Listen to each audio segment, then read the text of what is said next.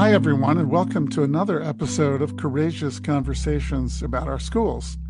This is your host, Ken Futernick, and today my guest is Mike Walsh. Mike was a parent liaison at a high school and did some leadership development with school administrators. He now works for the California School Boards Association and previously served as president of that organization that represents over 1,000 school districts and about 5,000 members. Mike also has his own business called Mike Walsh Results. Mike is widely known in California education circles for his deep commitment to public service and his ability to bring people together, whether he's facilitating a workshop with board members, teachers, or students. He approaches the work with a focus on relationships and community. Mike says his facilitation style is shaped by curiosity, humility, and a deep belief that meaningful change begins with better questions. In these divided times, that seems pretty important. Mike, welcome to the podcast. Thank you, Ken. It's a pleasure to be here. Before we jump into the work that you do that I just described, I'm really intrigued by your statement that change begins with better questions. Why do you think that's true? I would think that some would say the change begins with better solutions or better strategies, better tactics. But why do you say it begins with better questions? And can you give us an example or two? Oh, absolutely. I think oftentimes we make discoveries, right? We're trying to figure out what's the right way to do something. But if we start by leading with the definitive answer, it cuts off all thinking. Right? We've never made any discoveries in the world because we knew the actual answer. It's always been when we question the reality that we're in, that's when discoveries happen. And so I always caution people, no, don't lead with your solid evidence. Start leading with some questions that question your evidence that lead to more discoveries. Yeah. I just want to acknowledge the fact that I know personally that you are an effective community builder. And the reason I know that is I got to see you in action recently at a 3-hour workshop you conducted at a small school district that's been struggling in recent years. The school district, as you know, has been through 4 superintendents in 4 years in multiple changes in their school board. At one point, they had no school board members left, and they had to get people to stand in to do that. That's how things were. But you came in, and in fact, this was a school district not many years ago. It was the pride of the community. And things changed. Morale dropped. But the workshop that you led was for the district's teachers, the administrators, and I think there was one school board member. And the impression I got is that the workshop got people talking again, sharing stories, laughing, and talking about their aspirations for the school. You also asked a lot of questions, but can you talk a little bit about what you were trying to accomplish there and how you led the workshop and why you think it could make a difference for a school like that? Absolutely. I love this conversation, the question around this. I'd see oftentimes, I've done a lot of work in the past with different school districts and folks, and there's always a crisis in education. So I got elected officially back in 2010 as a board member myself. And what I discovered pretty quickly was every year there was another crisis we were dealing with.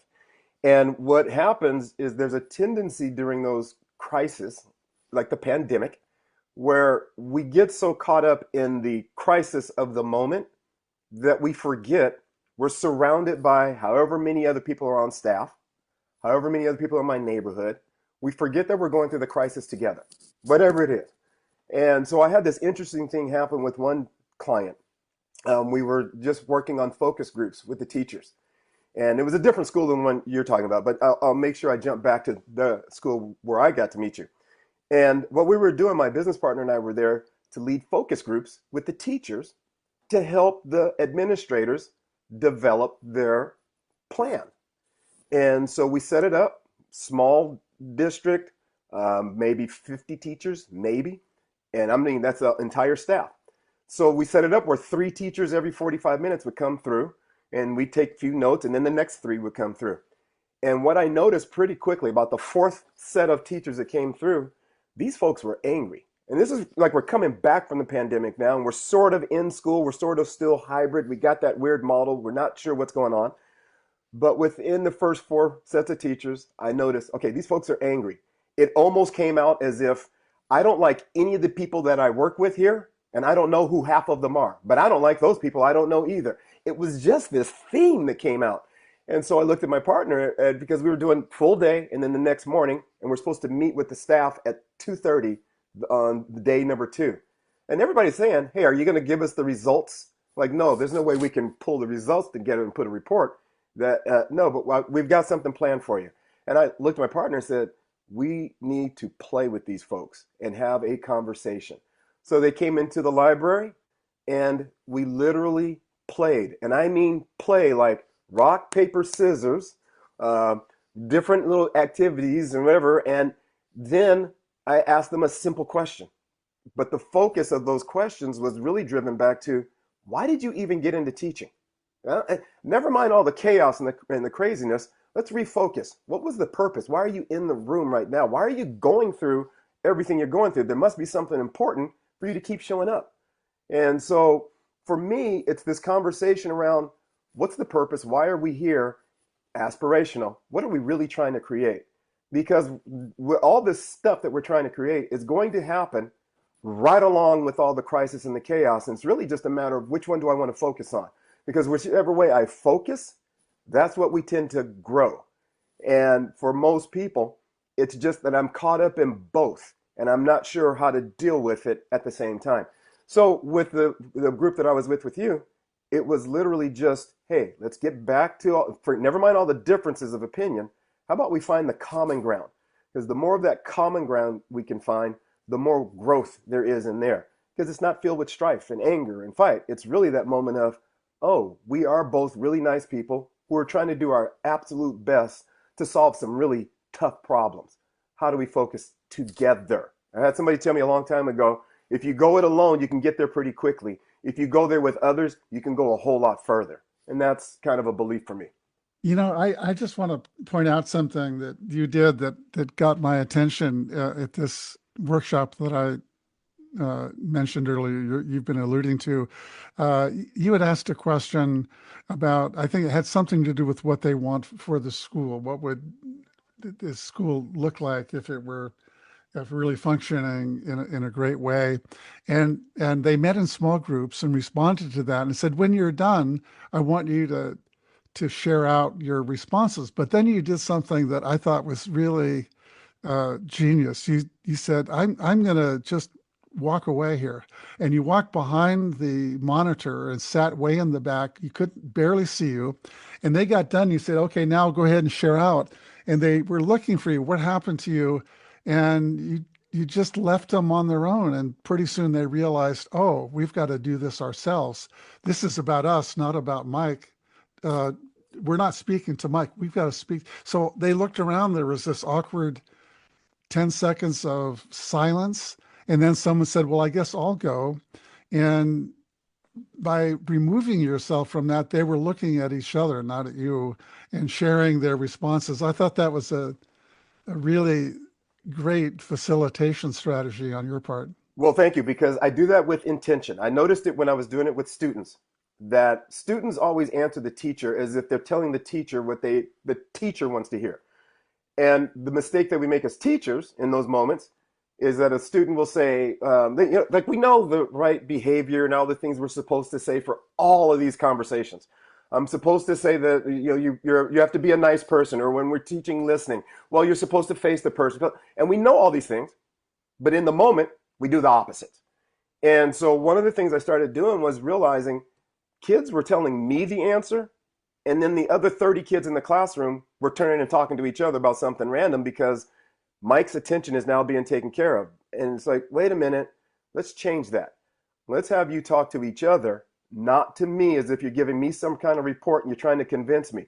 This isn't my school. This is your school. And this isn't my problem. These are your problems. I'm the midwife. I want to help you deliver this baby, and then it's yours. I got to go. I have my own kids and craziness. And so what I always do is I turn that table. I want to disappear because the conversation really belongs to the other people in the room.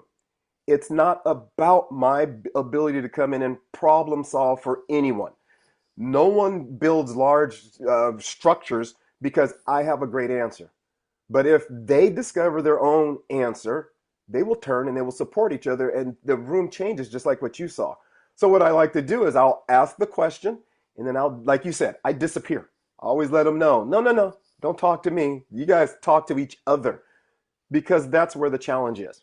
That we just have these problems and we haven't figured out how to talk to each other. And I'm going to let you in on a secret. That's all team building is.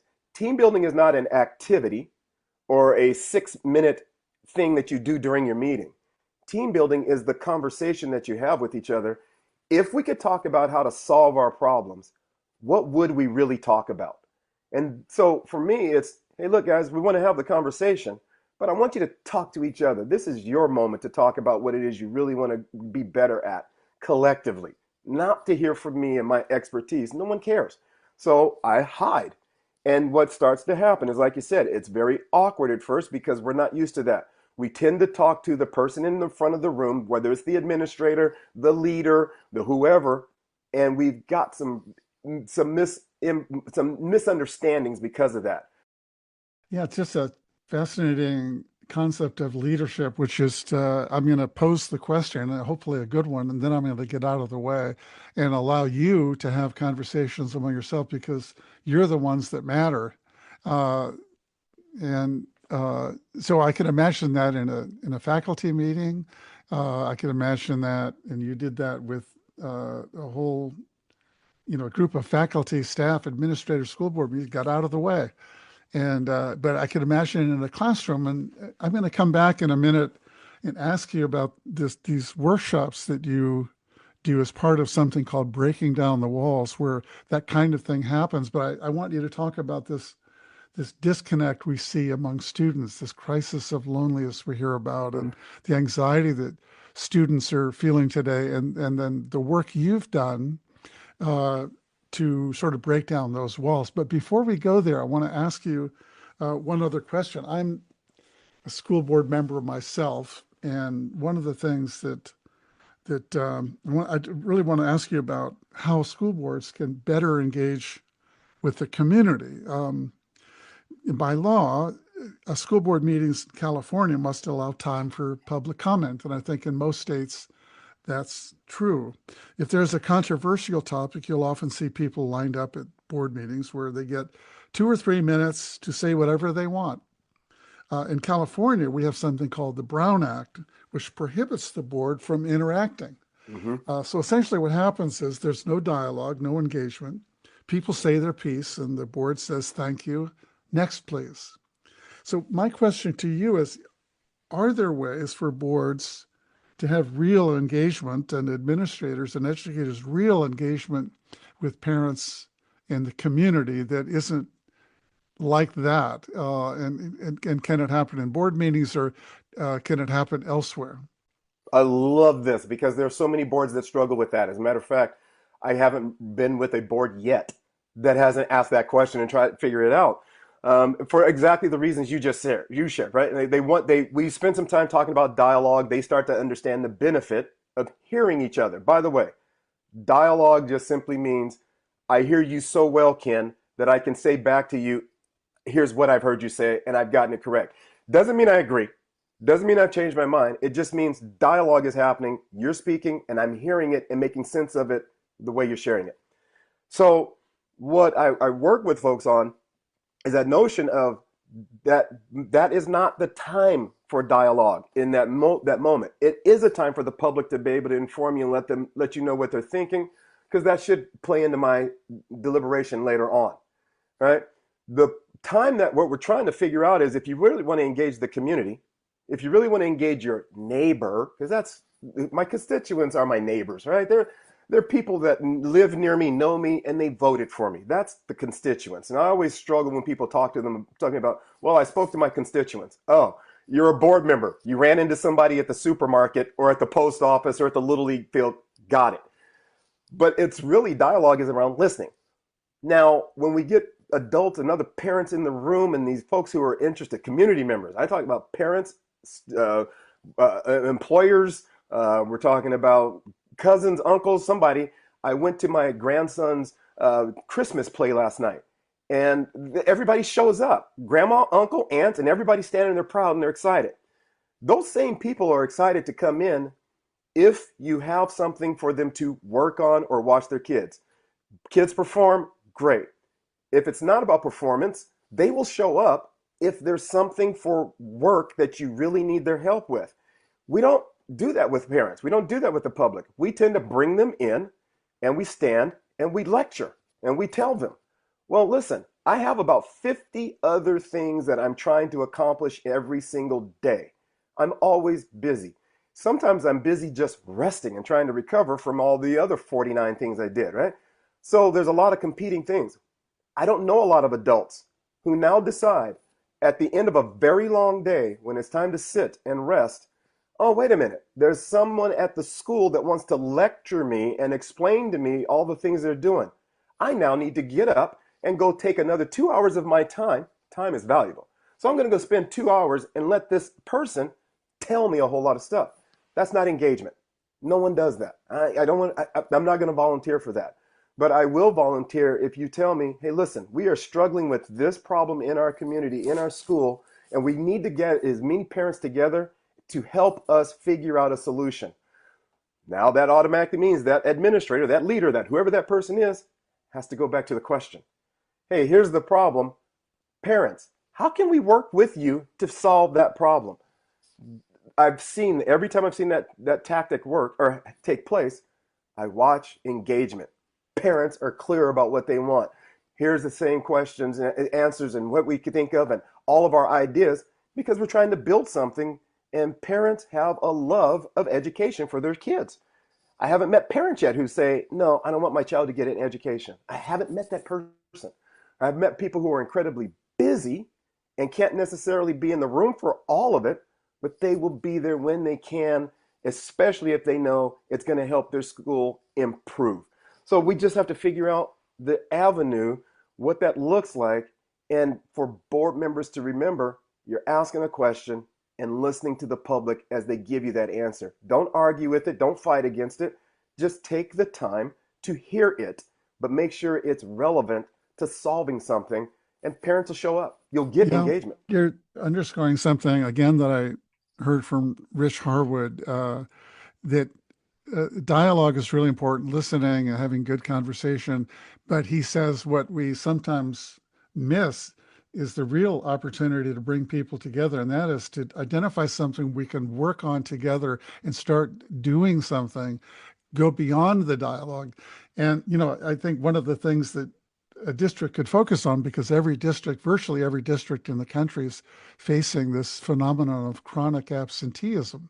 So what many districts are doing is sending messages out, putting things on their website saying we need to increase attendance. And here's the things that really matter. Here's what you should be doing. And in some cases, I think parents are sort of shamed into feeling, oh, you're not being a good parent if you don't get your kid here.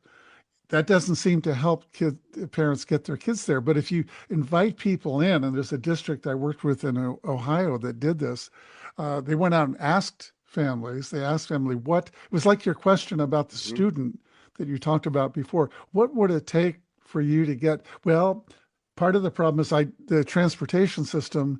When I leave, I can't get my kid to school. The transportation system is a problem for me to get my kid to school. Food is a problem. Laundry is a. So when they ask those questions, there was this group I was working with in Ohio called the Ministerial Alliance, and they said, well, we'd be happy to provide transportation if we could, if we knew someone needed to get to school, and I knew there were 2 or 3 students that didn't have a way to get there. The parents wanted them there. I'd be happy to show up. So I don't know if that actually led to that happening in that town in Middletown, Ohio, or not. But I think they approached it the right way by asking what do you need? What would it take? And then they asked other people in the community that cared a lot about these things, and, the Ministerial Alliance and others. They were all ready to step forward. And so they started working together on something.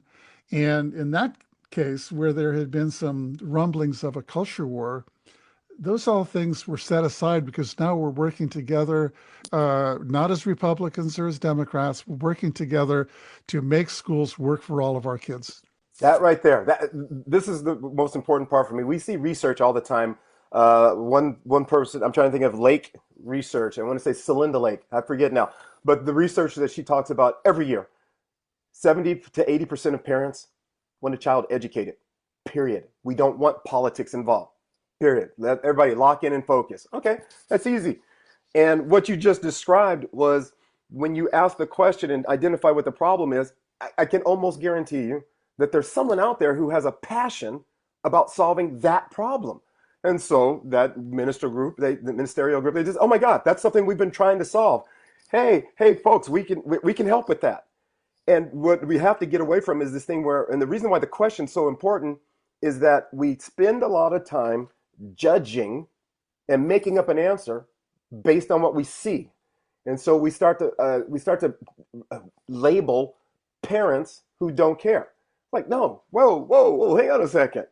Some of the things like you're saying, we're going to talk about breaking down the walls in a second. And the goal in that program has always been to get folks to share their story. And so the more we hear from folks and identify their story around why they're struggling with getting their child to and from school, the more we can do that without judging them, the more we'll actually hear the problem that we are now able to work on that solution. Otherwise, we're just taking our judgment of people. We call them lazy. We call them, they don't care. They're not interested. They're whatever. And we label them and then we treat them as if that's the truth. And quite frankly, we're wrong. There's all kinds of reasons why folks are struggling. And it usually has nothing to do with what I make up as the answer for why those parents, right? We end up with that language around, well, if those parents really cared. And I hear that so often. And again, I haven't found the parent that doesn't care. I haven't found them. I've found some parents who are struggling with their addictions who still care. I have found parents who are struggling to keep the food on the table because the economy has changed in the job market. And so now they're working two and a half jobs. They still care. But so I run into all these situations through one thing or another. Folks still care, but they've got some challenges in the world that make it really difficult to rise to my level of expectation. Mike, I want to shift and spend a few minutes talking about students and your work trying to create community and better connections among students. We hear about this crises of connection and the epidemic of loneliness and anxiety that students are facing today. Talk a little bit about what you see in high schools today and middle schools today, and then talk about this program, Breaking Down the Walls, and what it's designed to do, what it looks like, and the impact that you've seen it have. This one is near and dear to my heart, right? The passions and things when we talk about that. So what I've noticed is that for a lot of students, we have a couple things that are working against kids when it comes to connecting, right? We've got you can't see it there, but it's my phone, right? We got our phones and we spend a lot of time there. That's not the bad part of it. I'm okay with kids and their phones. Where I think the challenge has become is when I set my phone down and now there are two human beings staring at each other. We've lost that connection because we don't practice it the way we used to practice it without the phone. What I started to recognize pretty early on was that every time there was a problem for kids to solve, all the other distractions, the phones, everything else went away. And their ability to talk to each other, it shot through the roof. And so what I've noticed is that when we're doing programs like Breaking Down the Walls, that folks are really nervous about conversations in the beginning. So I always start with the easy stuff. Everybody remembers who their best friend was in kindergarten. Everybody remembers what it was like to be excited, especially this time of year, holidays. You remember what it was like to be excited or you remember why you weren't excited. But you still have this connection, this memory, and it's something that is high probability we can share some stories on that. We can talk about our time as a kid. We can talk about our time on our favorite games, whatever we like to do. And what I find is that after 30, 40 minutes of understanding that you can ask each other some questions, it's not nearly as scary. Kids, all of a sudden, I can't get them to stop talking. So at the beginning of the program, I always tell them the premise of the story, by the way, is that it's hard to hate someone when you know their story. And what I always tell the kids is, look, by the end of the day, you're going to know why you love someone. It's hard to hate somebody, but I'm going to tell you it's easy to love them too. And so they kind of give me that look because I just said the love word. Right? And they're like, oh, dear Lord, it's going to be one of those days. They're rolling their eyes and they're waiting for me to do some touchy-feely, I'm going to motivate you and inspire. None of that. I want you guys talking to each other. And so I try and get them out of the bleachers, like 150 to 250 students, get them out of the bleachers and get them talking to each other. But it's not the kind of talk that they expect. We play. Why? Because play is fun. Why not? We're going to be in here talking all day. Maybe we should have some fun, all right? And so we just do some of those silly games. We just play. And then as you're in the middle of playing, all right, talk to each other and I will give you the subject. It's kind of like speed dating. I've never done it, but I've seen movies around how horrible it is, right? Because that's that awkward silence. So let me give you some stories, right? Like one of the simple activities that I do is I say, so everybody, here's what I'm going to do. I've got Ken as my volunteer. Ken, please stand. And you'll stand up. We've got 150, 250 kids sitting on the gym, on the basketball court. And I go, Ken, you and I are going to teach everybody how to get to know each other. Because now I've done my best through a few activities and games to separate what I call bungee cord buddies. All right? Because me and my bungee cord buddy, when we get nervous around our conversation, we punch each other. Or we tell each other a stupid story. And it's a tool for deflection. Because I'm starting to feel something. All right, good. So I get you with someone you're not very familiar with. And I just say, all right, Ken, so here's where it's going to work. I'm going to tell you one thing about me, and you're going to tell me one thing about you. And then I go, you go, I go, you go. And I'll show you how it works. I live in Oroville, California. And then you would respond with whatever. And then I go to my next response is, hey, I have one younger brother. And then you tell me about your family. Or you tell me about something completely different. I'll say, hey, in high school, I played football, wrestled, and ran track. Well, Ken, you might say, well, I played guitar. And we just keep going back and forth. So I just tell the kids, all right, that's it. There's not a wrong answer. Kids are used to knowing that if there's a wrong answer, don't say anything. Right answer, read it. Don't say it out loud. Yeah, you read the right answer to make sure you get it. So I try and teach them, look, all we're doing today is getting you to share whatever you're already thinking. And it's not a wrong answer. It's the right answer. It's the one I want you to share. And what happens is the first time, it's a little awkward. I watch, and kids are struggling. I only do it for 1 minute. And then I do a couple other things with it. We laugh, we giggle, and I go, all right, how many of you just survived talking to a stranger? All the hands go up. All right, we now know you're going to survive, so we're going to try it one more time. And immediately that reflex of, oh, I got to go talk to somebody I don't know. I'll die. They always have that moment. And I go, all right, so one of you whoever's having the next birthday, raise your hand.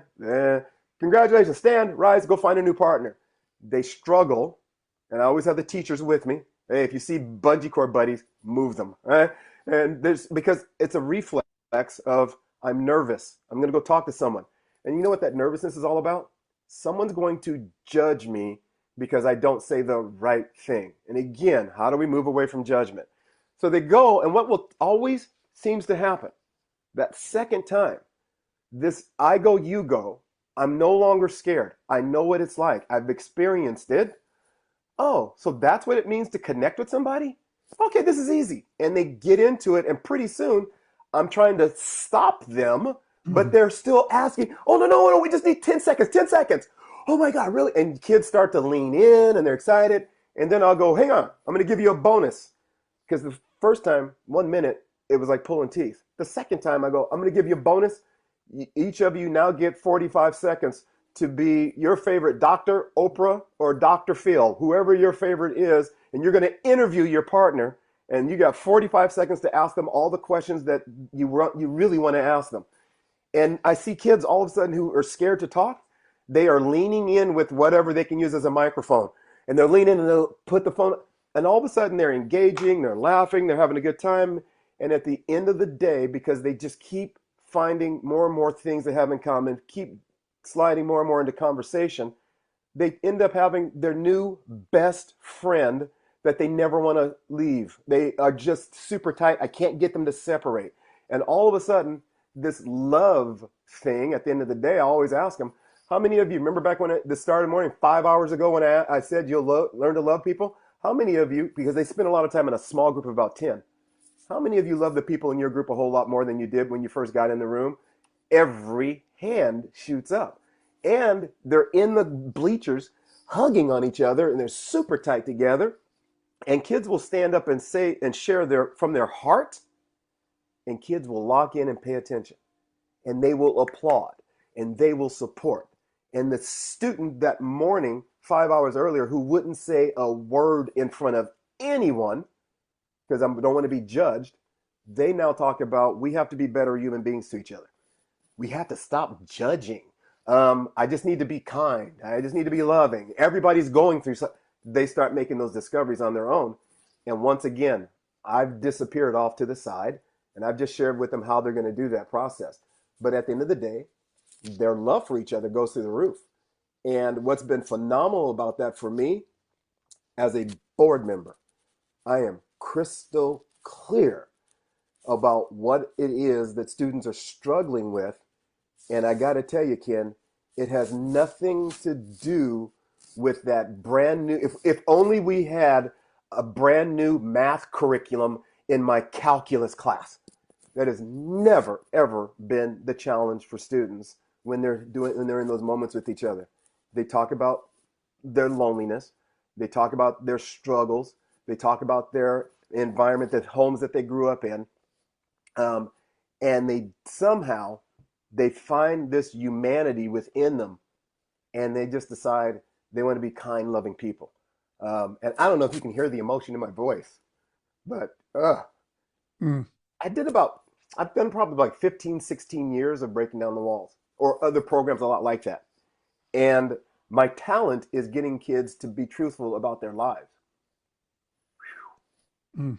And I got to tell you, the adults that are in the room, I always tell the teachers when we start, hey, today you're gonna know why you love some kids, and you're really gonna learn why you need to double down and love some of those other ones a whole lot more. And I've never had a day like 40 to 50 times out of a school year where my heart didn't break for kids. It's gonna happen. And I got to tell you though, I have adults who will look at me at the end of the day and say, oh, good Lord, if I had half the problems these kids have, I wouldn't get out of bed. And I look at them and I smile and they go, yeah.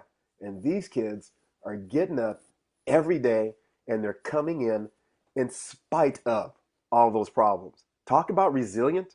What if we were to look at them a little bit differently? I'll tell you, I had this one young man. He had this really angry look on his face. This was in Southern Cal. And he's got this angry look on his face. I watch him as he's coming through the door. We've got music playing, and we're just welcoming everybody in. It's festive. We haven't even gotten started yet. Kids are getting their name tag, figuring out where to sit, put their backpacks down. And I'm just standing off to the side talking to a couple of my students who are group leaders. Now, those group leaders are running everything, and they're just checking with me to make sure they're in the right spaces and doing their work. I see this young man come in, and he just has this angry look on his face. And I'm trying to figure out, I wonder what's going on. All right, I'll keep an eye on him because he just doesn't look like he wants to be here. I'm already judging. I'm already making up a story. I don't know the young man yet, but I'm judging. I'm making up the story, and I'm trying to catch myself in that moment. All right, I'll just keep an eye. He's going to be fine. And I watch him throughout the day, and every now and then a smile starts to come across, and then that look again. So we go through the whole day. We're done, and there's a part where the day is incredibly vulnerable, and kids are sharing some things that they've never shared before. And so we wrap up the day, and I give them the expectations for here's how you explain your day. And I always say, hey, what was the purpose of the day? You don't need me to tell you. You don't need another old person telling you what you were supposed to learn today. I'm going to turn it over to you. You guys, what was it you're supposed to learn today? What did you get, and how is this supposed to make things better? And then I go sit all the way off to the side, out of the way, preparing for how we're going to finish for the last 15 minutes. And that young man was one of the people that stood up. And I looked over, and he said, I know a lot of people see this angry look on my face, and folks wonder what's going on. He says, I'll be honest with you. About a year ago, I was walking home from school with my best friend. He got shot and killed right in front of me. I haven't known what to do with my anger. And I just thought, whoa, that explains a lot. And then, Ken, what he did that I will never forget, I won't allow myself to forget it. He looked at everybody in the room and he said, if any of you ever need to talk to somebody because of what's going on in your life, if you see me walking across this campus, you pull me aside and I will sit. And I don't care what you got, what's going on. I will sit and I will cut class and I will just listen to you. With everything he's gone through, he still has this desire to make sure no one else suffers in silence the way he has for that entire school year. And I just think we have to be better about understanding these kids. They've got stuff going on in their lives. And what they don't need is another person to stand there and lecture them about all the things that you should be doing. You ought to get to this. It's like, no, how about we just find some kindness and just say, all right, do you need a minute to talk with me? What's going on? You're not ready to talk? That's fine. But we got to we have options for you. I either have to have you in class or you need to be here with me. We can figure those things out. But what happens is if we make that environment welcoming enough and safe enough, we won't have chronic absenteeism. Kids will just start showing up because they know this is the place that's going to meet my needs, that's going to allow me to get to someplace else. You mentioned hope earlier. And I tell people all the time, hope is a great strategy. Try teaching a kid who has no hope that what you're teaching them is going to lead to a better life. That becomes the problem. So yeah, I think hope is a strategy, and we have to figure out how do we increase that hope so that kids do want to be there and they want to be engaged because they know that that's a place that's going to be safe. It's going to be an environment for them where they can be successful and they can grow. Well, Mike, I think we're going to leave it there. We could keep talking, and I would love to, and I'm sure you and I will keep our conversation going. But I want to thank you for being a guest on Courageous Conversations and sharing your perspectives about the importance of engagement, both with adults and with younger students. For those listening, you can find this and all of our episodes of Courageous Conversations about our schools at schoolconversations.org and wherever you listen to your podcasts. So long, everyone.